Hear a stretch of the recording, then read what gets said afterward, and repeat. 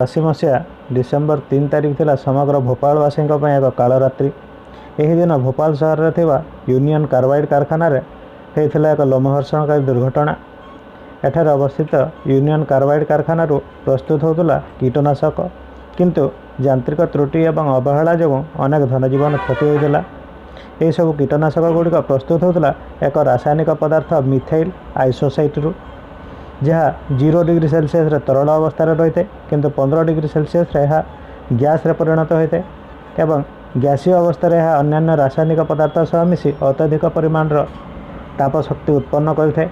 किंतु यही MIC को माटी तले एक कुंडरे 0 डिग्री तापमात्रा रखा जाए, कारण यह गैसीय परिणत हेले यह धनजीवन हानि कर संभावना थाए।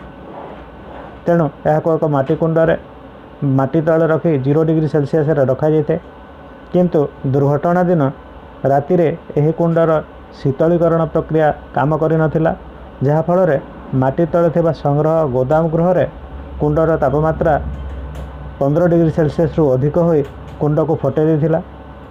यहाँ पर 90 मिनिट मध्य 40 टन MIC पवन रे मिसी समग्र भोपाल एवं आखपाख अंचल रे तांडव सृष्टि करथिला। लोके त्राही त्राही भजिथिले। केही किछि बुझिबा आगरो आखि नाकरू पानी झरी जाइथिला। धीरे धीरे लोकंकर श्वासक्रिया रे मध्य प्रभाव पकईथिला, जहा फल अनेक लोक रास्ता रे गड़ी गड़ी मरी जाइथिले।